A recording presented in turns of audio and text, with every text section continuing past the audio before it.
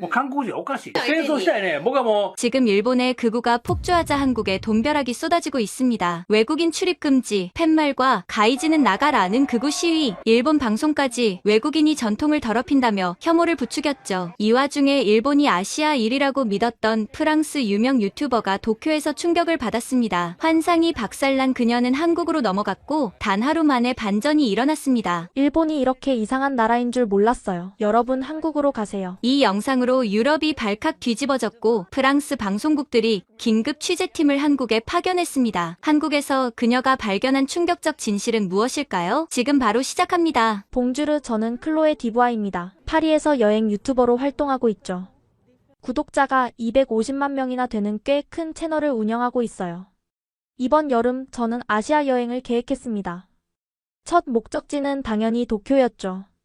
솔직히 말하면 한국도 고려했지만 K-팝 말고는 별로 볼 게 없을 거라고 생각했어요. 일본이야말로 진짜 아시아의 정수라고 믿었거든요. 나리타 공항에 도착했을 때만 해도 기대감에 부풀어 있었습니다. 깔끔한 공항, 정돈된 표지판들. 역시 일본이야라고 생각했죠. 하지만 그 환상은 오래가지 못했어요. 첫날 아침 도쿄 국립박물관으로 향했습니다. 입장료를 보고 살짝 놀랐어요. 2,000엔 유로로 환산하면 약 15유로였거든요. 더 실망스러운 건 안에 들어가서였어요. 전시품의 70%가 사진 촬영 금지더라고요. 저는 여행 콘텐츠를 만드는 사람인데 찍을 수 있는 게 거의 없었어요. 직원에게 물어봤더니 규칙입니다. 라는 차가운 대답만 돌아왔죠. 점심은 하라주쿠의 유명한 크레페 가게에서 먹기로 했어요. 기본 크레페를 주문했는데 생크림을 추가하려니 300엔을 더 내라고 하더군요. 딸기 몇 개 더? 200엔 추가. 바나나도? 또 200엔. 파리에서는 크레페에 이런 것들이 기본으로 들어가는데 라고 중얼거렸더니 점원이 못 들은 척 하더라고요. 오후에는 지하철을 타고 시부야로 이동했습니다. 그런데 이게 또 문제였어요. JR 야마노테선에서 도에이선으로 갈아타려니 추가 요금이 발생하는 거예요. 같은 도쿄 안에서 이동하는데 회사가 다르다고 요금을 또 내야 한다니 이해가 안 됐죠. 게다가 역 안이 미로 같았어요. 프랑스어는커녕 영어 안내도 찾기 힘들었고 물어볼 때마다 사람들이 당황스러워하며 도망가듯 피했습니다. 저녁에는 긴자의 스시집에 갔어요. 음식은 맛있었지만 양이 너무 적었고 무엇보다 분위기가 너무 경직되어 있었어요. 옆 테이블과 대화하는 것도 눈치가 보였고 카메라를 꺼내자마자 사진은 안 됩니다. 라는 제지를 받았죠. 가장 충격적이었던 건 카페 경험이었어요. 노트북을 꺼내서 영상 편집을 하려고 했더니 직원이 다가와서 전기 사용은 안 된다고 하더라고요. 와이파이 비밀번호를 물어봤더니 그런 건 제공하지 않는다고 했고요. 파리의 카페에서는 하루 종일 앉아 있어도 아무도 뭐라 안 하는데 속으로 투덜거렸죠. 거리를 걷다가 길을 물어보려고 했는데 제가 외국인인 걸 알아차린 사람들이 슬슬 피하더라고요. 한 번은 영어로 길을 물었더니 영어로 영어 못해요라고 하면서 황급히 가버렸어요. 이상했어요. 일본은 친절하기로 유명한 나라 아니었나요? 제가 만난 사람들은 겉으로는 예의 바르지만 뭔가 벽을 치고 있는 느낌이었어요. 마치 당신은 외부인이니까 여기까지만이라고 선을 긋는 것 같았죠. 호텔로 돌아와서 카메라 앞에 앉았습니다. 구독자들에게 뭐라고 말해야 할지 고민됐어요. 솔직하게 말하기로 했죠. 여러분, 도쿄는 제 기대와는 많이 달랐어요. 물론 깨끗하고 질서정연하지만 뭔가 숨이 막히는 느낌이에요. 외국인에게는 보이지 않는 벽이 있는 것 같아요. 영상을 업로드하고 잠들었는데 다음날 아침 핸드폰 알림이 폭발하고 있었어요. 댓글이 수천 개나 달린 거예요. 그런데 그 내용을 보고 저는 충격을 받을 수밖에 없었습니다. 아침에 눈을 뜨자마자 핸드폰이 미친 듯이 울려댔어요. 인스타그램, 유튜브, 틱톡 모든 소셜미디어에서 알림이 쏟아지고 있었죠. 제 일본 여행 영상에 댓글이 5,000개 넘게 달려 있었어요. 처음엔 일본 팬들이 화났나 싶었는데 댓글을 읽어보니 전혀 다른 내용이었습니다. 클로에, 당신이 일본에서 느낀 게 맞아요. 저도 흑인이라는 이유로 입장을 거부당했어요. 아시아계 프랑스인인데 일본 가서 진짜 일본인 아니라고 차별받았습니다. 긴자의 한 바에서 외국인 출입금지 팻말을 봤어요. 최근에 이런 일이 있다니. 댓글을 읽으면서 소름이 돋았어요. 제가 느낀 불편함이 단순한 기분 탓이 아니었던 거예요. 그때 구독자 한 명이 링크를 보내왔습니다. 일본 뉴스 영상이었는데 내용을 보고 경악할 수밖에 없었어요. 도쿄 한복판에서 극우 단체들이 시위를 하고 있었던 겁니다. 외국인은 일본에서 나가라. 일본을 지키자. 관광객이 우리 문화를 더럽힌다. 플래카드를 든 사람들이 거리를 행진하고 있었고 일부는 외국인처럼 보이는 사람들에게 고함을 지르기도 했어요. 더 충격적인 건 이런 시위가 매주 열리고 있다는 사실이었죠. 호텔 로비로 내려가니 프론트 직원이 조심스럽게 말을 걸어왔어요. 손님, 오늘은 시부야 쪽으로 가지 마세요. 또 그런 시위가 있을 예정이라고 해서요. 또요? 이런 일이 자주 있나요? 직원은 난처한 표정을 지으며 고개를 끄덕였어요. 방으로 돌아와서 일본 SNS를 뒤져봤습니다. 제가 모르는 사이에 일본의 분위기가 완전히 바뀌어 있었어요. 외국인 관광객 증가를 불편해하는 목소리가 점점 커지고 있었고 심지어 정치인들까지 일본 우선주의를 외치고 있었죠. 트위터에서 본 댓글들은 더 심각했어요. 외국인들이 우리 전통을 망치고 있다. 진짜 일본을 지키려면 국경을 닫아야 한다. 관광객들은 돈만 쓰고 가라. 우리 문화에 손대지 마라. 이런 댓글들이 수만 개의 좋아요를 받고 있었어요. 제가 사랑했던 일본이 언제 이렇게 변한 걸까요? 그날 오후 용기를 내서 거리로 나갔습니다. 하지만 곳곳에서 느껴지는 시선이 따가웠어요. 편의점에서 물건을 사는데도 점원이 저를 의심스럽게 쳐다봤고 레스토랑에 들어가려니 예약하셨나요? 라며 돌려보내더라고요. 분명 빈자리가 많이 보였는데 말이죠. 저녁에 호텔로 돌아와서 새로운 영상을 찍었어요. 여러분, 저는 지금 도쿄를 떠나기로 결정했습니다. 제가 꿈꿔온 일본은 여기 없었어요. 대신 외국인을 향한 차가운 시선과 보이지 않는 차별만 있을 뿐이었죠. 영상을 업로드하자마자 또 다른 댓글 폭탄이 쏟아졌어요. 그런데 이번엔 내용이 완전히 달랐습니다. 클로에, 한국 가보세요. 진짜 미래가 거기 있어요. 파리지앵들이 다 한국으로 가는 이유가 있어요. 가보면 알게 될 거예요. 일본? 그거 우리 부모님 세대나 가는 곳이죠. 요즘 젊은 사람들은 다 서울로 가요. 한국은 외국인을 진짜 환영해요. 제가 파리에서 느꼈던 것보다 더 개방적이에요. 댓글이 계속 쏟아졌어요. 프랑스인, 독일인, 이탈리아인, 스페인인. 유럽 각국의 사람들이 한 목소리로 한국을 추천하고 있었죠. 저도 일본에서 인종차별 당하고 한국 갔는데 완전히 다른 세상이었어요. 한국에서는 외국인이라고 특별 대우를 받아요. 좋은 의미로요. 서울은 파리보다 더 국제적이에요. 진짜예요. 특히 인상적이었던 댓글이 있었어요. 클로에, 저는 파리 8구에 사는 말이에요. 작년에 일본 갔다가 실망하고 한국으로 갔는데 인생이 바뀌었어요. 한국에서 K-뷰티 사업을 시작했고 지금은 서울과 파리를 오가며 살고 있어요. 한국은 외국인에게 기회의 땅이에요. 또 다른 댓글은 이랬어요. 흑인 프랑스인입니다. 일본에서는 클럽 입장을 거부당했는데 한국에서는 VIP 대접을 받았어요. 강남 클럽들은 외국인을 환영하더라고요. 무슬림인데 한국에서는 할랄 음식 찾기가 일본보다 100배 쉬워요. 이태원에 가면 전 세계 음식이 다 있어요. 댓글을 읽다가 한 가지 패턴을 발견했어요. 한국을 다녀온 사람들이 공통적으로 하는 말이 있었거든요. 한국은 공짜가 많아요.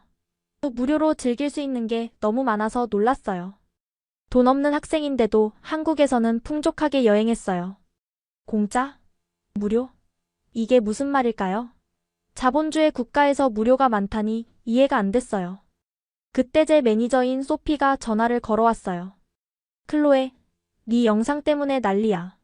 프랑스 뉴스에도 나왔어. 뭐라고? 내가 왜 뉴스에 나와?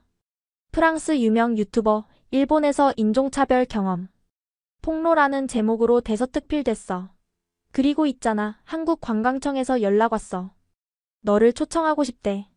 한국관광청이? 왜? 너가 영향력 있는 유럽 인플루언서니까. 한국의 진짜 모습을 보여주고 싶다나 봐. 전화를 끊고 고민에 빠졌어요. 사실 저는 한국에 별로 관심이 없었거든요. BTS나 블랙핑크는 알지만 그게 다였어요. 한국은 그냥 K-팝 만드는 나라 아닌가요? 하지만 댓글은 계속 쏟아졌고 그 내용들이 너무 궁금했어요. 한국 박물관은 전부 무료예요. 지하철에서 와이파이 무료로 터져요. 식당 가면 반찬이 무한 리필이에요. 이게 다 사실일까요? 21세기에 이런 나라가 존재한다고? 새벽 3시까지 댓글을 읽다가 결심했어요. 일본 여행 일정이 3일 더 남아 있었지만 전부 취소하기로 한 거죠. 여러분, 저는 내일 한국으로 갑니다. 여러분이 말하는 그 진짜 아시아를 직접 확인하러요. 과연 한국이 그렇게 다를까요? 무료가 많다는 게 사실일까요? 외국인을 진짜로 환영한다고요? 이 모든 걸 제가 직접 확인하고 올게요. 댓글창이 또 폭발했어요. 드디어 클로의 인생 최고의 결정. 한국 가면 절대 후회 안 해요. 일본은 과거, 한국은 미래. 다음 날 아침 저는 나리타 공항으로 향했습니다. 인천행 비행기 표를 끊으면서도 반신반의했어요. 정말 한국이 댓글들이 말하는 그런 곳일까요? 2시간 후 저는 인천공항에 도착했습니다. 그리고 비행기에서 내리자마자 저는 첫 번째 충격을 받게 됩니다. 도쿄의 호텔방에서 저는 밤새 고민했어요. 3일치 호텔비도 이미 지불했고 예약해둔 레스토랑도 있었죠. 하지만 댓글들이 계속 머릿속을 맴돌았어요. 한국은 다르다, 진짜 미래가 거기 있다가 보면 안다. 새벽 4시 저는 노트북을 열고 대한항공 사이트에 접속했어요. 파리 서울 직항이 있더라고요. 그런데 도쿄에서 서울까지는 겨우 2시간이었어요. 이렇게 가까운데 왜 한 번도 가볼 생각을 안 했을까요? 아침 7시 매니저 소피에게 전화했어요. 소피, 나 한국 갈 거야. 뭐? 갑자기? 일본 일정 남았잖아. 취소할게. 구독자들이 맞는지 확인해봐야겠어. 클로에, 너 충동적으로 결정하는 거 아니야? 아니야. 이건 직감이야. 뭔가 놓치고 있는 게 있는 것 같아. 소피는 한숨을 쉬었지만 결국 동의했어요. 제 직감이 맞았던 적이 많거든요. 오전 9시 저는 체크아웃을 했어요. 프론트 직원이 의아한 표정을 지었죠.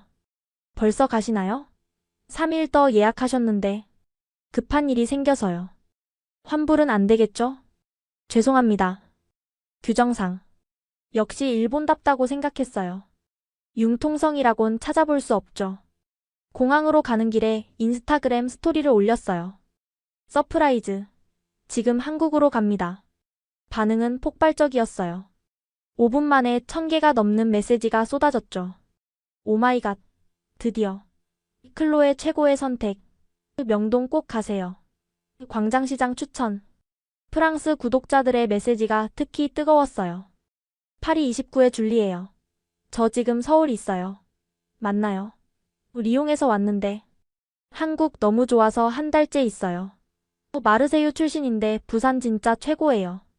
잠깐, 프랑스 사람들이 왜 이렇게 한국에 많이 있는 거죠? 나리타 공항에 도착해서 대한항공 카운터로 갔어요. 직원이 밝게 웃으며 맞아주더라고요. 일본 항공사와는 분위기가 달랐어요. 안녕하세요. 서울 가시나요? 네, 당일 티켓 되나요? 물론이죠. 1시간 후 출발 비행기에 자리 있어요. 창가 좋아하세요? 복도 좋아하세요? 이런 자연스러운 대화가 얼마만인지. 일본에서는 모든 게 매뉴얼대로만 움직였거든요. 비행기를 기다리며 한국에 대해 검색해봤어요. 솔직히 아는 게 별로 없었거든요. K-팝, 김치, 삼성. 그게 다였어요. 그런데 검색 결과를 보고 놀랐어요. 세계 최고 속도 인터넷 캐시리스 사회 1위. 24시간 도시 성형수술의 메카. 흥미로웠지만 여전히 반신반의했어요. 과장된 마케팅 아닐까요? 기내에 앉자 옆자리 승객이 말을 걸어왔어요. 40대 일본인 여성이었죠. 한국 처음 가세요? 네, 그런데 왜 한국 가세요? 여성은 씁쓸하게 웃었어요. 저는 일본인이지만 요즘 일본이 너무 답답해서요. 한국은 뭔가 다르더라고요. 활기차고 개방적이고 일본이 잃어버린 걸 한국에서 찾는 기분이에요. 충격적인 고백이었어요. 일본인이 자기 나라를 떠나 한국을 찾는다니. 한국 자주 가세요? 한 달에 한 번은 가요. 쇼핑도 하고 맛있는 것도 먹고. 무엇보다 한국 사람들이 친절해요. 진심으로 친절하다는 걸 느낄 수 있어요. 2시간의 비행이 순식간에 지나갔어요. 기장 안내 방송이 나왔죠. 곧 인천국제공항에 도착합니다. 서울의 현재 날씨는 맑음, 기온은 24도입니다. 창밖을 내다봤어요. 거대한 공항이 보였고 그 너머로 끝없이 펼쳐진 도시가 보였죠. 저게 서울이에요? 옆자리 여성이 웃으며 대답했어요. 아뇨, 저건 인천이에요. 서울은 더 대단하죠. 준비하세요. 충격받을 거예요. 비행기가 착륙하고 저는 게이트를 향해 걸었어요. 그런데 이상한 일이 일어났습니다. 핸드폰을 켜자마자 와이파이가 자동으로 연결된 거예요. 뭐지? 비밀번호도 안 넣었는데? 화면을 보니 인천공항 무료 와이파이라고 떠 있었어요. 그것도 5G로요. 이게 시작이었습니다. 한국이 저에게 보여준 첫 번째 선물이었죠. 그리고 이것은 정말 시작에 불과했어요. 비행기에서 내리자마자 저는 첫 번째 충격을 받았어요. 스마트폰이 자동으로 5G 와이파이에 연결됐거든요. 비밀번호? 로그인? 그런 거 없었어요. 그냥 인천공항 무료 와이파이에 연결되었습니다. 라는 메시지가 떴죠. 속도를 테스트해봤더니 300mbps가 나왔어요. 파리 샤르드골 공항의 유료 와이파이보다 10배는 빨랐죠. 입국 심사대로 가는 길 또 한 번 놀랐어요. 벽면에 거대한 디지털 스크린이 있었는데 실시간으로 한국의 사계절이 펼쳐지고 있었어요. 단순한 광고가 아니라 예술작품 같았죠. 영어로 웰컴 투 코리아라고 말하는 소리가 들렸어요. 갑자기 로봇이 제게 다가왔어요. 처음엔 깜짝 놀랐는데 자세히 보니 안내 로봇이었죠. 안녕하세요. 도움이 필요하신가요? 봉주르? 프랑스어 되나요? 로봇이 프랑스어로 비앙시르. 저는 7개 국어를 할 수 있어요. 어디로 가시나요? 라고 대답했어요. 로봇과 대화하다니. 그것도 완벽한 프랑스어로요. 로봇은 입국 심사대까지 친절하게 안내해줬어요. 입국 심사는 놀라울 정도로 빨랐어요. 자동 입국 심사대에서 3분 만에 끝났죠. 일본에서는 30분 넘게 줄 서서 기다렸는데 말이에요. 수화물을 찾으러 가는데 또 놀라운 걸 봤어요. 한 여행자가 큰 캐리어 3개를 끌고 가는데 공항 직원이 다가가더니 뭔가를 설명하더라고요. 호기심에 가까이 가서 들어봤어요. 고객님, 캐리어가 많으시네요. 숙소로 바로 배송해드릴까요? 배송이요? 공항에서요? 네, 서울 시내 어디든 당일 배송 가능해요. 3시간 안에 도착합니다. 가격도 저렴해요. 그 여행자는 독일인이었는데 믿을 수 없다는 표정이었죠. 저도 마찬가지였고요. 공항에서 짐을 호텔로 바로 보낸다고요? 세관을 통과하고 나오니 인포메이션 센터가 있었어요. 혹시나 해서 다가갔죠. 안녕하세요. 프랑스어 지도 있나요? 물론이죠. 프랑스어 가이드북도 있고 무료 심카드도 드릴까요? 무료 심카드요? 네, 3일 동안 쓸 수 있는 데이터 1기가 심카드예요. 여행자분들께 무료로 드려요. 이게 실화인가요? 유럽에서는 공항 심카드가 30유로는 기본인데 직원은 계속 설명했어요. 아, 그리고 여기 쿠폰북도 가져가세요. 박물관 무료 입장권이랑 식당 할인 쿠폰 다 들어있어요. 박물관이 무료라고요? 네, 국립박물관은 다 무료예요. 고궁도 외국인은 한복 입으면 무료고요. 머릿속이 하얘졌어요. 일본에서는 모든 게 유료였는데 여기서는 모든 게 무료라니? 공항철도를 타러 가는 길에 또 한 번 놀랐어요. 플랫폼에 다국어 안내가 있었거든요. 프랑스어, 중국어, 일본어, 스페인어까지. 프랑스어로 주의하세요. 다음 열차는 서울역행입니다. 라는 안내 방송이 나왔어요. 와, 발음까지 자연스러워요. 열차가 도착했는데 이건 그냥 기차가 아니었어요. 초연대식 디자인의 와이파이는 물론 USB 충전 포트까지 있었죠. 의자도 비행기 비즈니스석 수준이었고요. 옆자리에 한국인 청년이 앉았는데 제가 프랑스어로 통화하는 걸 듣고 영어로 말을 걸어왔어요. 프랑스에서 오셨어요? 네, 파리에서 왔어요. 와, 저도 파리 정말 좋아해요. 작년에 갔었거든요. 한국은 처음이세요? 네, 처음이에요. 청년은 갑자기 가방에서 뭔가를 꺼냈어요. 편의점 과자였죠. 이거 드셔보세요. 한국 과자예요. 프랑스 친구들이 좋아하더라고요. 처음 만난 사람이 과자를 준다. 파리에서는 상상도 못할 일이었어요. 어디 가세요? 강남이요. 호텔 예약했어요. 아, 그럼 2역에서 내리셔서 2호선으로 갈아타세요. 제가 지도에 표시해드릴게요. 청년은 제 폰에 지하철 앱을 깔아주고 사용법까지 설명해줬어요. 모든 게 영어로 되어 있었고 실시간으로 열차 위치까지 볼 수 있었죠. 한국 사람들은 다 이렇게 친절한가요? 청년이 웃으며 대답했어요. 저희한테는 당연한 거예요. 외국에서 온 손님인데 도와드려야죠. 서울역에 도착했을 때 저는 또 한 번 충격을 받았어요. 역사가 마치 거대한 쇼핑몰 같았거든요. 깨끗하고 밝고 현대적이었죠. 화장실을 가려고 했는데 여기서 진짜 충격을 받았어요. 무료였어요. 그것도 그냥 무료가 아니라 비데까지 설치된 최첨단 화장실이 무료였죠. 휴지도 넉넉했고 비누도 고급 브랜드였어요. 파리 기차역에서는 1유로를 내고도 더러운 화장실을 써야 하는데 지하철로 내려가는 에스컬레이터를 타면서 생각했어요. 이게 댓글들이 말한 그 한국인가? 아직 시작도 안 했는데 벌써 이 정도라니. 도대체 서울 시내는 어떤 곳일까요? 강남역에서 내리면서 저는 완전히 새로운 세계로 들어서게 됩니다. 그리고 그곳에서 저는 상상도 못했던 것들을 보게 되죠. 강남역에서 나오자마자 저는 입이 떡 벌어졌어요. 이곳이 정말 아시아인가요? 뉴욕 타임스퀘어보다 더 화려하고 도쿄 시부야보다 더 현대적이었죠. 거대한 전광판들이 건물을 뒤덮고 있었고 거리는 젊은 사람들로 가득했어요. 그런데 가장 놀라운 건 다양성이었어요.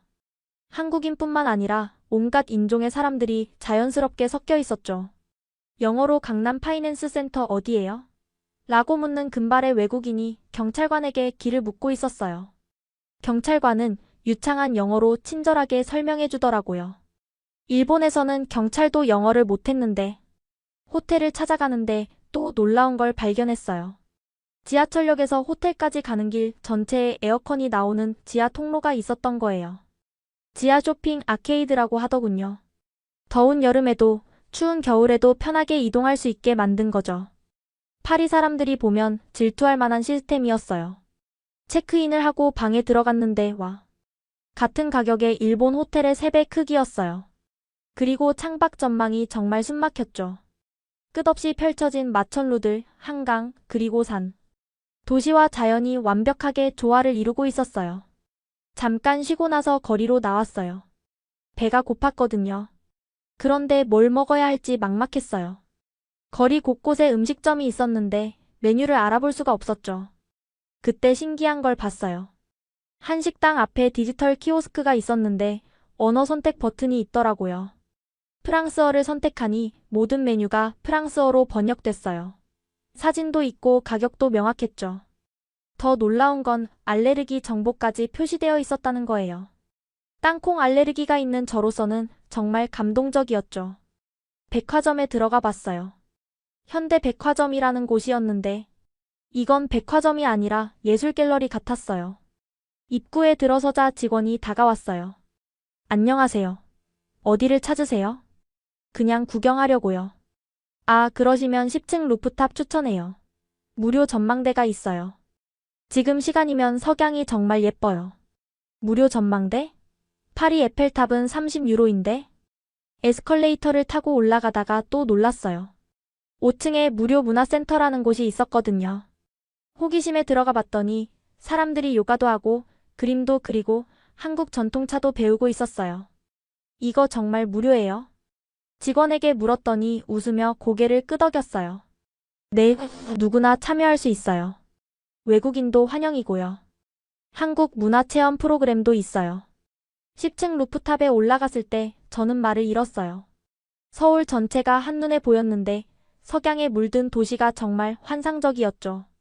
그리고 여기도 정말 무료였어요. 옆에서 사진을 찍던 일본인 커플이 있었는데 그들도 믿을 수 없다는 표정이었어요.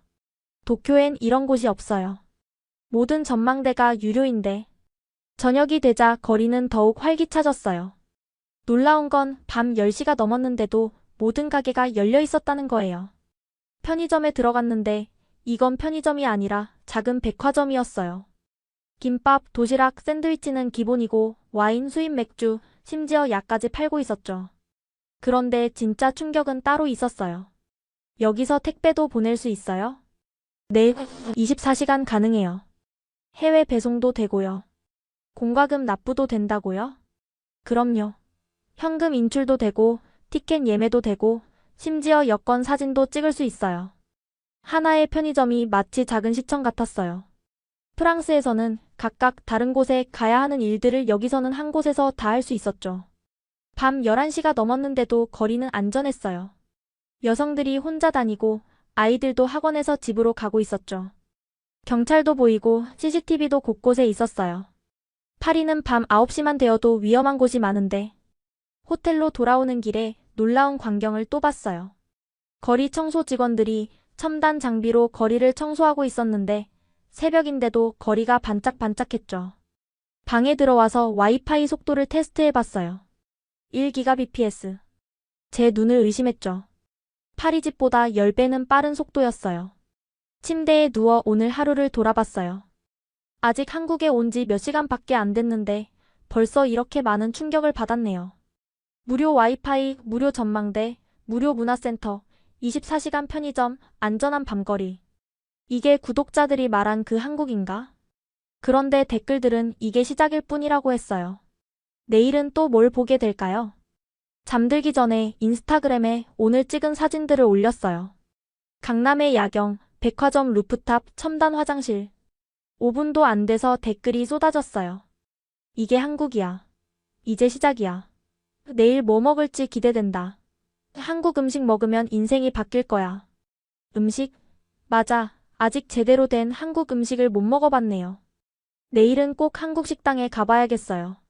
그런데 과연 무료 반찬이 정말일까요? 프랑스에서는 빵도 추가 요금을 받는데. 다음날 아침, 저는 일부러 아침을 거르고 나왔어요.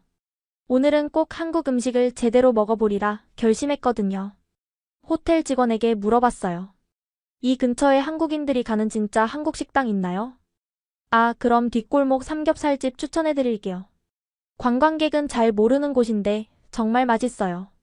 걸어서 5분, 정말 골목 안쪽에 작은 식당이 있었어요. 간판도 한글로만 되어 있어서 외국인은 찾기 힘들 것 같았죠.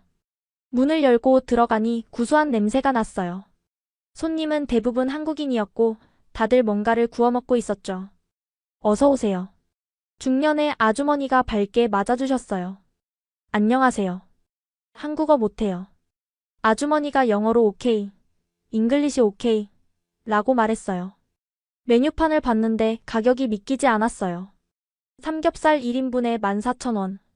유로로 계산하면 10유로 정도? 파리에서 스테이크 한 조각 가격이었죠. 삼겹살 1인분 주세요.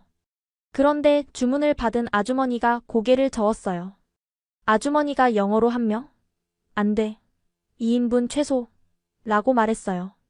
아, 최소 2인분이구나. 혼자 먹기엔 좀 많을 것 같았지만 주문했어요. 그런데 잠시 후 제 눈을 의심할 광경이 펼쳐졌어요. 직원분이 쟁반을 들고 오셨는데 거기에 작은 접시들이 가득했어요. 김치, 콩나물, 시금치, 버섯, 양파, 마늘, 된장찌개. 세상에 이게 다 뭐죠? 제가 영어로 이거 제가 주문 안 했는데요 라고 말했어요. 직원분이 영어로 노노. 서비스. 프리. 라고 대답했어요. 서비스. 무료? 이 모든 게요? 고기가 나왔을 때 더 놀랐어요. 양이 정말 푸짐했거든요. 그리고 직원분이 직접 구워주기까지 하셨어요. 첫 번째는 그냥, 두 번째는 쌈 싸서 먹어요. 옆 테이블 한국인이 영어로 도와줬어요. 고기를 한 입 먹는 순간 저는 깨달았어요. 이게 진짜 맛이구나. 일본에서 먹은 비싼 와규보다 훨씬 맛있었어요. 기름기도 적당하고 고소하고. 그런데 더 놀라운 일이 일어났어요. 김치를 다 먹었더니 직원분이 바로 채워주시는 거예요. 영어로 김치 더 드릴까요? 라고 물었어요. 프리? 예스, 프리. 올 프리. 믿을 수가 없었어요. 정말로 반찬이 무한 리필이었던 거예요. 용기를 내서 다른 반찬도 더 달라고 해봤어요. 역시나 바로 가져다 주셨죠. 미안한 마음에 한 번 더 물어봤어요. 정말 돈 안 내도 돼요? 아주머니가 웃으며 손을 저었어요. 한국은 다 이래요. 손님은 왕이에요. 옆 테이블에 한국인이 설명을 더해줬어요. 한국에는 정이라는 문화가 있어요. 특히 밥상에서는 푸짐하게 대접하는 게 미덕이죠. 배고픈 사람을 보면 못 참아요. 하지만 장사하는 입장에서 손해 아니에요? 손해가 아니라 투자죠. 잘 대접받은 손님은 또 오고 다른 사람도 데려오니까요. 순간 깨달았어요. 이건 단순한 서비스가 아니라 철학이었던 거예요. 상추도 떨어지자 바로 채워주셨고 마늘도 양파도 계속 리필해주셨어요. 프랑스 레스토랑에서는 빵 한 조각 더 달라고 해도 돈을 받는데 사장님 왜 이렇게 잘해주세요? 제가 너무 감동해서 물어봤더니 사장님이 따뜻하게 웃으셨어요. 우리 어머니가 그러셨어요. 먹는 걸로 인색하면 복 달아난다고. 특히 멀리서 온 손님한테는 더 잘해줘야 한다고요. 된장찌개를 먹으면서 눈물이 날 뻔했어요. 이건 단순한 식사가 아니었어요. 누군가의 정성과 마음을 받는 기분이었죠. 테이블에 있는 호출벨도 신기했어요. 버튼을 누르면 직원이 바로 와주는 시스템. 프랑스에서는 웨이터를 부르려고 손을 들고 10분을 기다려도 안 올 때가 많은데 계산할 때 또 놀랐어요. 28,000원. 2인분 고기에 그 많은 반찬, 된장찌개까지 다 포함해서 20유로 정도였어요. 파리에서는 전체 요리 하나 가격이었죠. 감사합니다. 정말 맛있었어요. 또 오세요. 다음엔 친구랑 같이 와요. 나가면서 뒤를 돌아봤어요. 작고 소박한 식당이었지만 제가 파리의 미슐랭 레스토랑에서도 느끼지 못한 따뜻함이 있었어요. 인스타그램에 사진을 올렸어요. 한 테이블 가득한 반찬들 사진과 함께. 이 모든 게 무료. 게다가 무한 리필. 한국인들은 이게 당연하대요. 댓글이 폭발했어요. 말도 안 돼. 진짜야? 파리에서는 물도 2유로인데 독일에서는 빵 한 조각에 1유로 추가야. 프랑스 구독자들의 반응이 특히 뜨거웠어요. 클로에 나도 한국 가고 싶어. 이래서 한국인들이 정이 많다고 하는구나. 자본주의 국가에서 이런 게 가능하다니. 저녁에는 다른 식당도 가봤어요. 김치찌개 전문점이었는데 역시나 기본 반찬이 8가지나 나왔죠. 그리고 모두 무한 리필이었어요.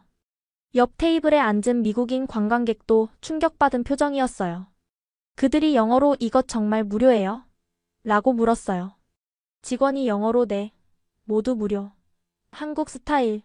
이라고 대답했어요. 그날 밤 호텔에서 곰곰이 생각했어요. 한국 사람들은 왜 이렇게 후한 걸까? 손해를 보면서까지 왜 이렇게 대접하는 걸까? 아마도 댓글에서 본 것처럼 이게 진짜 정이라는 것인가 봐요. 돈으로 계산할 수 없는 마음. 프랑스는 개인주의 문화가 강해서 각자 자기 몫만 챙기는데 한국은 함께 나누는 문화가 있는 것 같았어요. 내일은 박물관에 가보기로 했어요. 정말로 박물관도 무료일까요? 루브르는 17유로인데 궁금해서 잠이 안 왔어요. 도대체 이 나라는 어디까지 무료인 걸까요? 아침 일찍 일어나 국립중앙박물관으로 향했어요. 지하철을 타고 이촌역에 내렸는데 역에서 박물관까지 가는 길도 인상적이었죠. 지하 통로로 바로 연결되어 있었거든요. 박물관 건물을 보는 순간 저는 할 말을 잃었어요. 어마어마한 규모에 압도됐죠. 루브르보다는 작지만 현대적인 설계가 정말 인상적이었어요. 입구에 들어서면서 긴장했어요. 정말 무료일까? 외국인에게도? 안내 데스크로 다가갔어요. 안녕하세요. 입장료가 얼마예요? 직원분이 밝게 웃으며 대답했어요. 상설 전시는 무료예요. 특별 전시만 유료인데 오늘은 특별 전시도 무료 개방일이네요. 정말요? 외국인도요? 물론이죠. 문화는 모두가 함께 즐기는 거니까요. 믿기지 않아서 한 번 더 물어봤어요. 파스포트 보여드려야 하나요? 정말 무료 맞나요? 직원분이 웃으며 팸플릿을 건네줬어요. 네, 정말 무료예요. 그리고 여기 프랑스어 안내서도 있어요. 오디오 가이드도 필요하신가요? 오디오 가이드는 얼마예요? 그것도 무료예요.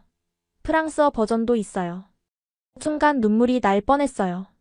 루브르에서는 입장료 17유로에 오디오 가이드 5유로를 추가로 냈는데 오디오 가이드를 받고 전시실로 들어갔어요. 첫 번째 전시실은 선사시대 유물이었는데 전시 방식이 정말 현대적이었어요.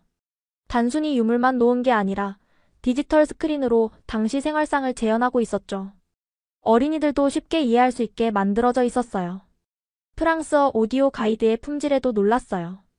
단순한 번역이 아니라 프랑스 문화와 비교하면서 설명해 주더라고요.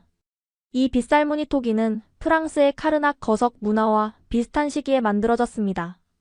두 번째 전시실로 가니 삼국시대 유물들이 있었어요. 금관, 토기, 무기들. 그런데 여기서 놀라운 걸 발견했어요.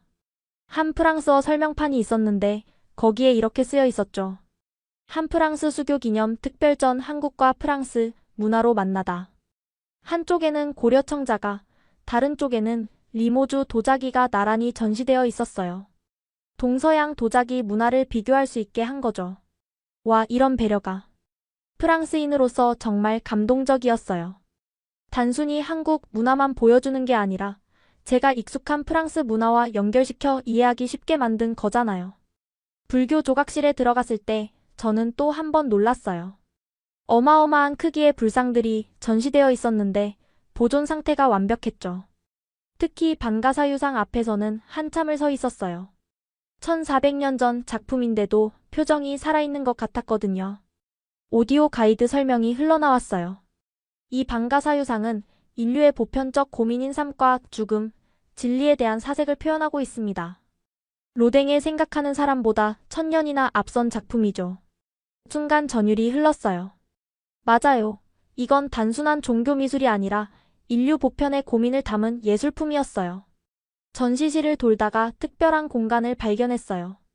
디지털 실감 영상관이라는 곳이었죠. 역시 무료였어요. 들어가 보니 와, 이건 정말 미래였어요. 360도 스크린에 둘러싸인 공간에서 한국의 문화유산이 살아 움직이고 있었어요. 고구려 고분벽화가 생생하게 재현되고 백제 금동대 양로에서 연기가 피어오르고 그때 궁중연회 영상이 시작됐어요. 조선시대 궁궐에서 열린 연회가 눈앞에서 펼쳐졌죠. 음악이 흐르고 무용수들이 춤을 추고 왕과 신하들이 대화를 나누고 마치 타임머신을 타고 과거로 간 것 같았어요. 그런데 더 놀라운 건 관람객이 움직이면 영상도 반응한다는 거였어요. 제가 손을 뻗으니 나비가 날아와 앉는 것처럼 보였죠. 이게 무료라고요? 옆에서 영어로 중얼거리는 소리가 들렸어요. 미국인 가족이었는데 그들도 믿을 수 없다는 표정이었죠. 박물관 직원분께 물어봤어요.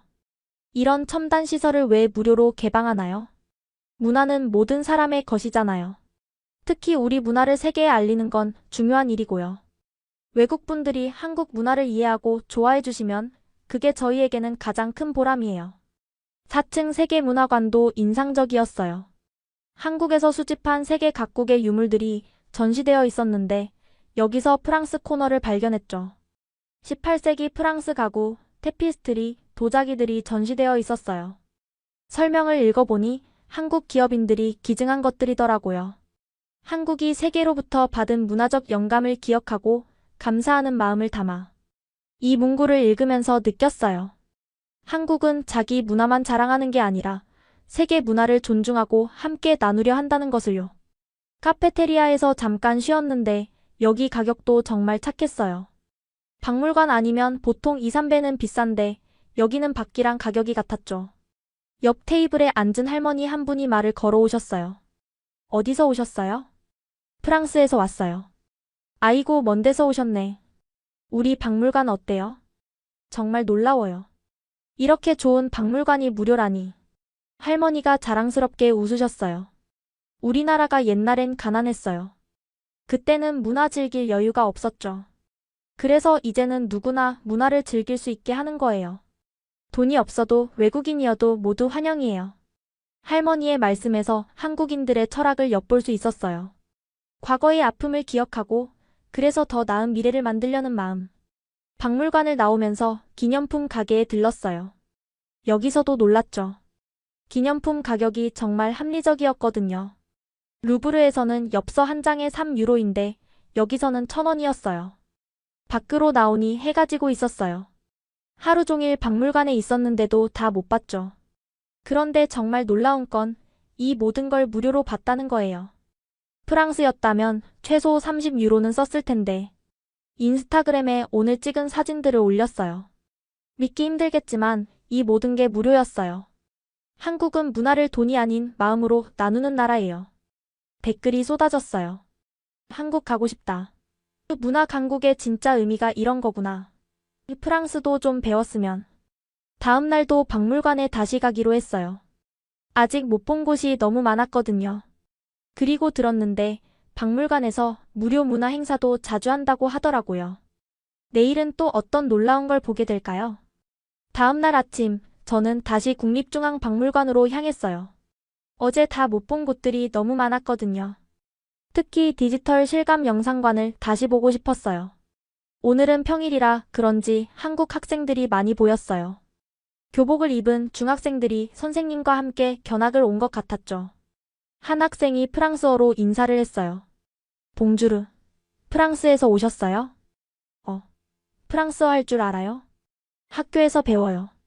저희 반에 프랑스어 선택한 친구들 많아요. 한국 중학생이 프랑스어를 한다니 신기했어요. 파리에서는 영어도 거부하는 사람들이 많은데 디지털 실감 영상관에 다시 들어갔어요. 오늘은 다른 프로그램이 상영되고 있었죠. 경복궁의 사계라는 제목이었어요.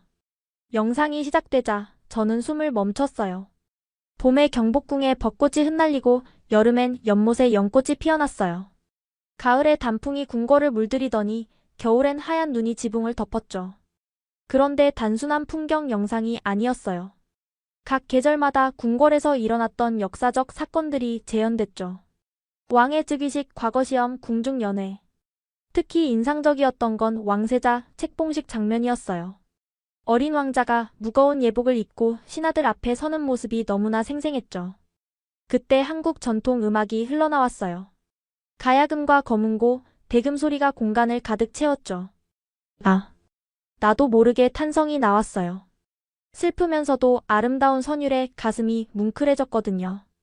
옆에 있던 프랑스인 관광객도 눈물을 글썽이고 있었어요. 이게 한국 음악이에요? 너무 아름다워요. 영상이 끝나고 밖으로 나왔을 때 특별한 행사가 진행되고 있었어요. 외국인을 위한 한복 체험이라는 프로그램이었죠. 무료예요? 네, 외국인 관광객을 위한 특별 프로그램이에요. 한복 입고 사진도 찍어드려요.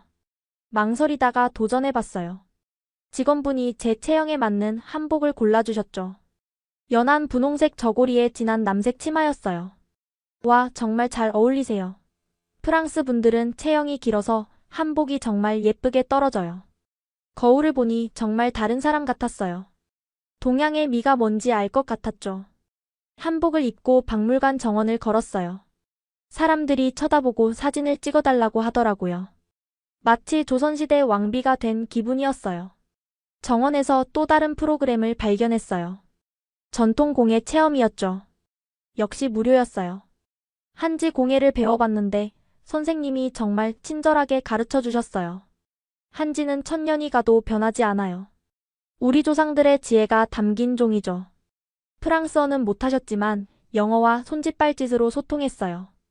작은 한지 보석함을 만들었는데 생각보다 정교한 작업이었어요. 1시간 정도 걸렸는데 완성품을 보니 뿌듯했죠.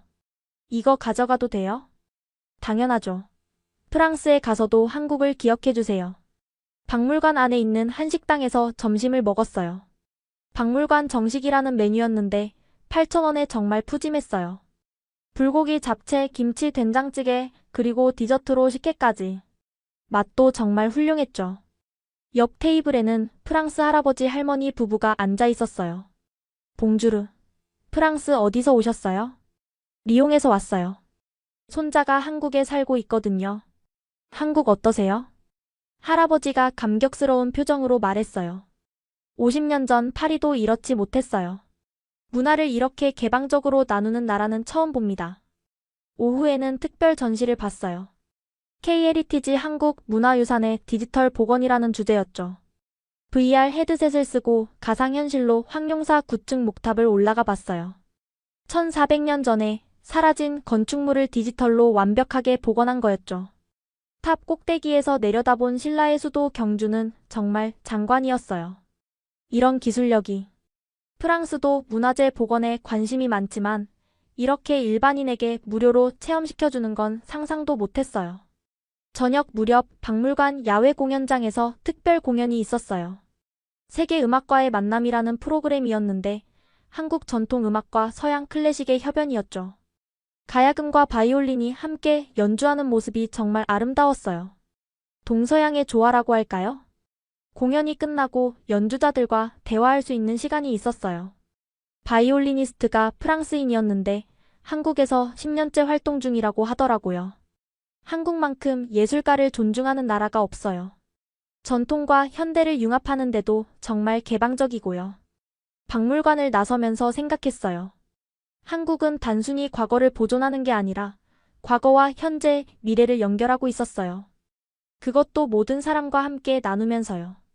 프랑스는 문화 강국이라고 자부하지만 솔직히 한국에서 배울 점이 많다고 느꼈어요. 그날 밤 인스타그램에 긴 글을 올렸어요. 한국에서 진정한 문화민주주의를 봤습니다. 돈이 없어도 외국인이어도 누구나 최고의 문화를 경험할 수 있는 나라. 이게 진짜 선진국 아닐까요?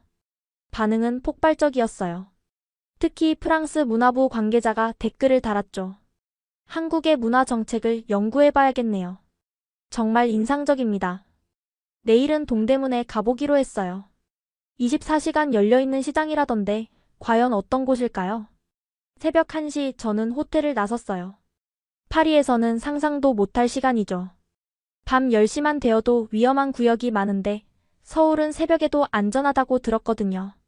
택시를 탔는데 기사님이 놀라셨어요. 새벽에 혼자 다니세요? 어디 가세요? 동대문이요. 24시간 한다고 들었어요. 아, 동대문. 지금이 제일 활발할 때예요. 도매상들이 일하는 시간이거든요. 택시 안에서 밖을 내다봤어요. 새벽인데도 거리에 사람들이 있었고 가게들도 불을 밝히고 있었죠. 동대문에 도착했을 때 저는 입이 떡 벌어졌어요. 새벽 1시 반인데 대낮같이 밝았어요. 수많은 상인들이 물건을 나르고 손님들이 쇼핑을 하고 있었죠. 이게 새벽 맞나요? 도매 상가로 들어갔어요. 엄청난 규모의 건물들이 줄지어 있었는데 각 층마다 다른 품목을 팔고 있었죠. 한 가게에 들어가니 주인 아주머니가 반갑게 맞아주셨어요. 어서 와요. 소매도 돼요. 저 프랑스에서 왔는데 구경해도 될까요? 당연하지. 맘껏 구경해요. 새벽에 왔으니 특별히 싸게 해줄게. 신기한 광경이었어요. 도매상인데도 개인 손님을 차별하지 않고 친절하게 대해주는 거예요. 옷을 구경하다가 놀라운 걸 발견했어요. 같은 디자인의 옷이 파리에서는 100유로에 팔리는데 여기서는 2만 원이었죠. 이거 진짜 좋은 품질이에요? 당연하죠. 우리가 직접 만드는 거예요. 중간 마진 없으니까 싸죠. 밖으로 나와 거리를 걸었어요. 놀라운 건 새벽인데도 여성들이 혼자 다닌다는 거였어요. 경찰도 보였지만 위압적이지 않고 친근했죠. 한 경찰관이 제게 다가왔어요. 혹시 도움 필요하세요? 아니요, 구경하고 있어요. 새벽에도 안전한가요? 그럼요. 여기는 24시간 CCTV가 있고 우리가 계속 순찰해요. 걱정 마세요. 새벽 3시가 넘었는데도 식당들이 열려 있었어요. 배가 고파서 24시간 해장국집에 들어갔죠. 뼈해장국을 시켰는데 가격은 8,000원. 그런데 나온 양을 보고 놀랐어요. 거대한 뼈 3개의 고기가 잔뜩 붙어 있었죠. 옆 테이블에는 시장 상인들이 앉아 있었어요. 다들 피곤해 보였지만 활기찼죠. 언니, 오늘 장사 어때? 괜찮아. 중국 바이어들이 대량 주문했어. 한국의 밤 문화가 단순한 유흥이 아니라 생산적인 경제 활동이라는 걸 깨달았어요. 새벽 4시 동대문 디자인 플라자로 갔어요. 자하 하디드가 설계한 건물인데 새벽에 보니 더 환상적이었죠. 놀랍게도 건물 일부는 24시간 개방되어 있었어요. 디자인 전시를 무료로 볼 수 있었죠. 벤치에 앉아 쉬고 있는데 한 할머니가 옆에 앉으셨어요. 커다란 보따리를 들고 계셨죠. 할머니, 이 새벽에 뭐 하세요? 장사하러 왔지. 60년째 여기서 장사해요. 60년이요? 대단하세요. 할머니가 자랑스럽게 웃으셨어요. 우리나라가 이만큼 발전한 것도 다 이렇게 밤낮 없이 일한 사람들 덕분이에요.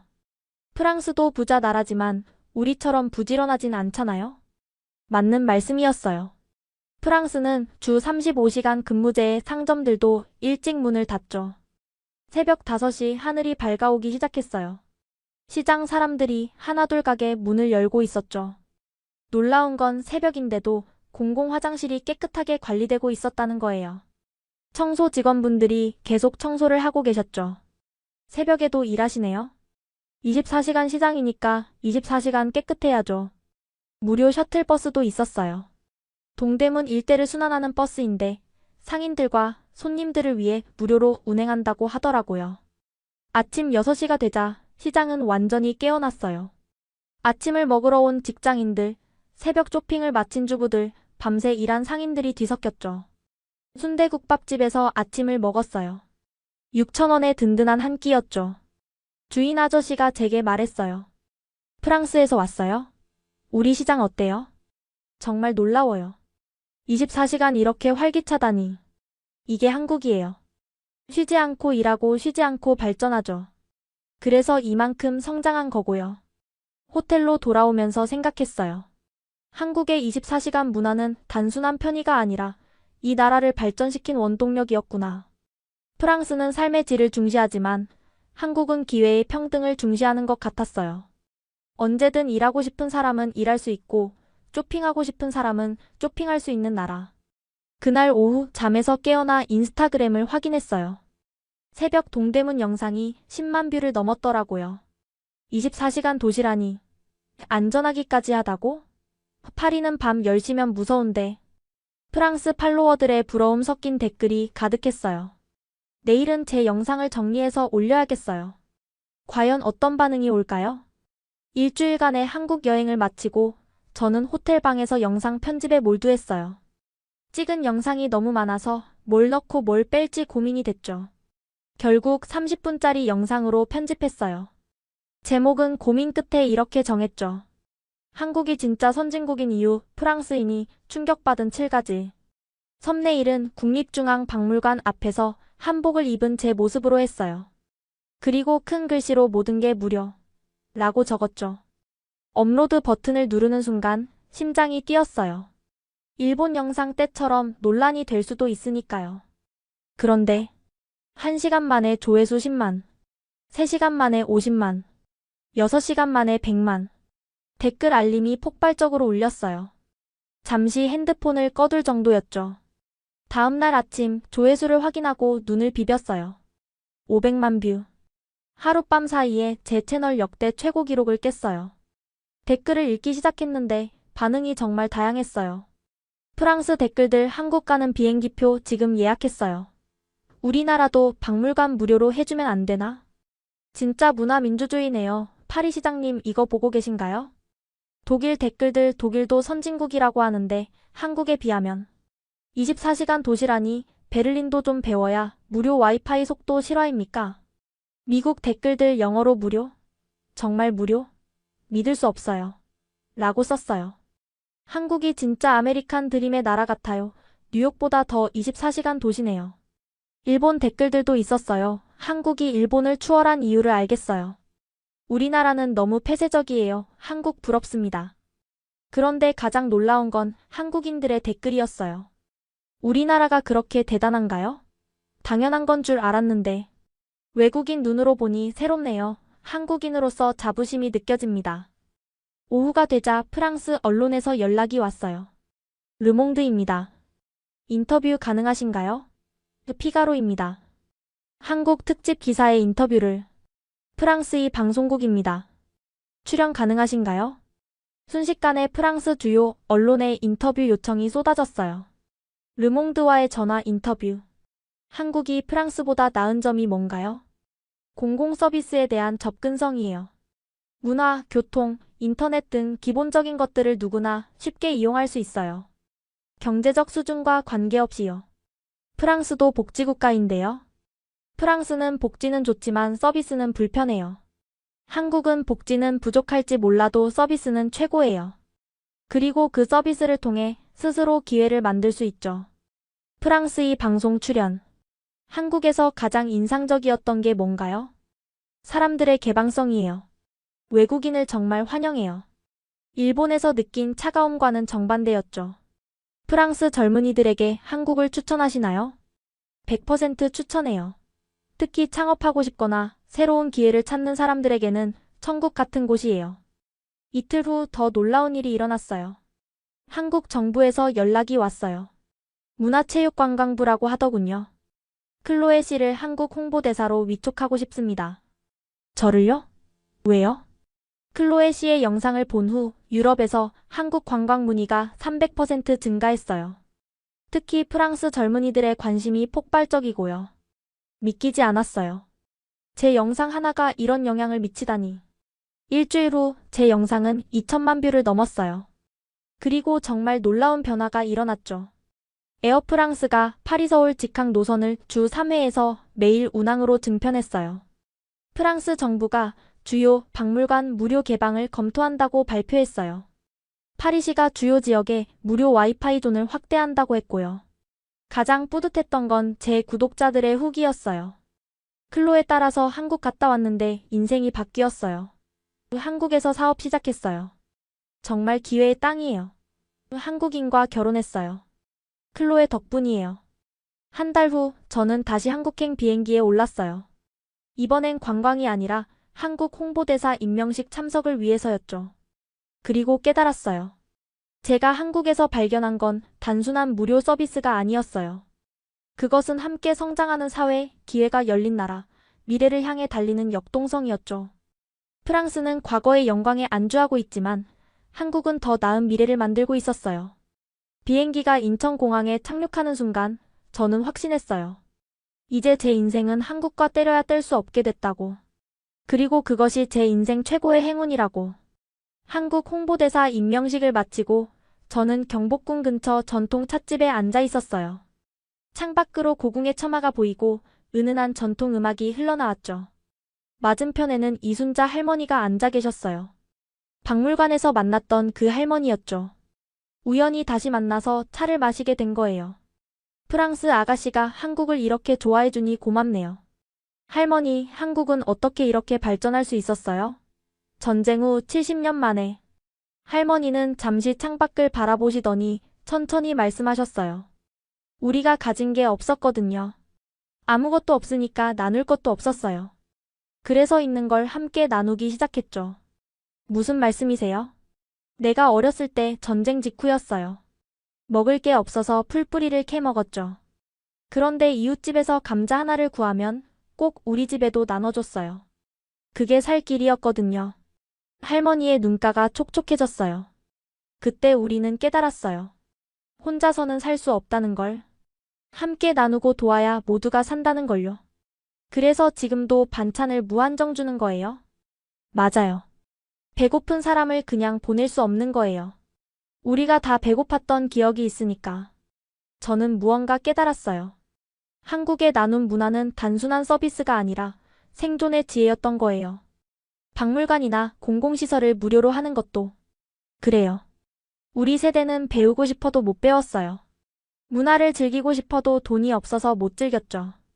그래서 이제는 누구나 즐길 수 있게 하는 거예요. 할머니는 차를 한 모금 마시고 계속했어요. 프랑스는 부자 나라잖아요. 오래된 부자. 그래서 가진 걸 지키려고 하죠. 하지만 우리는 신흥 부자예요. 함께 나눠야 더 커진다는 걸 아는 거죠. 그 순간 모든 퍼즐이 맞춰졌어요. 한국의 무료 문화는 복지가 아니라 투자였어요. 사람에 대한 투자. 미래에 대한 투자. 함께 성장하기 위한 투자. 할머니, 한국 사람들은 왜 이렇게 부지런해요? 24시간 일하고. 급했으니까요. 100년 걸릴 일을 50년 안에 해야 했으니까. 지금도 우리는 쫓기고 있어요. 더 나은 미래를 향해서요. 찻집을 나와 걷다가 한강공원에 도착했어요. 저녁 노을이 한강을 황금빛으로 물들이고 있었죠. 사람들이 피크닉을 즐기고 자전거를 타고 조깅을 하고 있었어요. 이 평화로운 풍경 뒤에 얼마나 치열한 노력이 있었을까요? 벤치에 앉아 스마트폰을 꺼냈어요. 새로운 영상을 찍기 위해서였죠. 여러분, 저는 이제 깨달았어요. 한국이 보여준 건 단순한 무료가 아니었어요. 그것은 나눔이었고 배려였고 함께였어요. 프랑스에서는 리베르테, 에갈리테, 프라테르니테를 외치지만 정작 실천하는 건 한국이었어요. 진짜 선진국은 GDP 순위가 아니라 얼마나 많은 사람이 기회를 갖느냐로 결정되는 것 같아요. 한국은 가난했기에 나눔을 배웠고 함께였기에 성장했고 이제는 그 경험을 세계와 나누고 있어요. 이게 제가 한국에서 배운 가장 큰 교훈입니다. 영상을 마치고 한강을 바라봤어요. 70년 전 이곳은 전쟁터였다고 하죠. 지금은 시민들의 쉼터가 됐고요. 한국은 상처를 딛고 일어나 기적을 만들었어요. 그리고 그 기적을 독차지하지 않고 나누고 있었죠. 진짜 부자는 가진 걸 나눌 줄 아는 사람이라고 하죠. 그런 의미에서 한국은 진짜 부자 나라였어요. 진짜 선진국이었고요. 파리로 돌아온 지 한 달. 저는 완전히 다른 사람이 되어 있었어요. 매일 아침 한국어 공부로 하루를 시작했죠. 안녕하세요. 저는 클로에예요. 만나서 반갑습니다. 발음은 아직 서툴지만 한글을 읽을 수 있게 됐어요. 세종대왕이 만든 이 과학적인 문자에 매료됐거든요. 오후에는 한국-프랑스 문화교류 프로젝트 회의가 있었어요. 제가 한국에서 받은 감동을 프랑스에도 전하고 싶어서 시작한 프로젝트였죠. 파리 시내 주요 박물관 한 달에 한 번 무료 개방, 주요 관광지 무료 와이파이 존 확대, 24시간 운영 공공시설 시범 도입. 프랑스 정부도 관심을 보이기 시작했어요. 제 영상을 본 후 여론이 크게 바뀌었거든요. 저녁에는 한국 요리 수업을 들었어요. 김치 담그기부터 시작했는데 생각보다 어렵더라고요. 하지만 선생님이 말씀하셨죠. 김치는 그냥 음식이 아니에요. 기다림과 정성의 음식이죠. 시간이 지날수록 맛이 깊어지는 한국인의 삶과 닮은 음식이에요.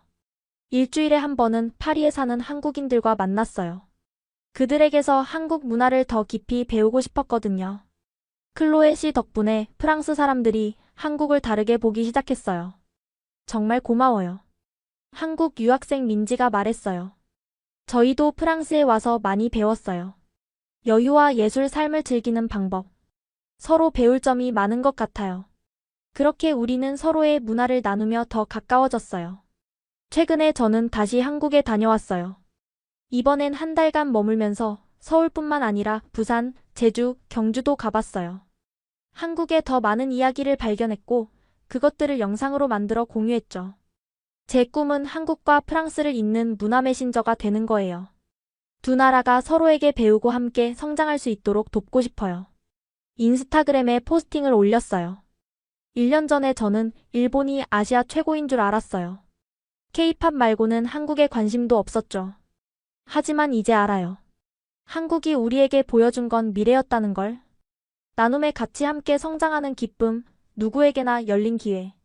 이것이 진짜 선진국의 모습이 아닐까요? 조만간 다시 한국으로 갑니다. 이번엔 여러분과 함께 가고 싶어요.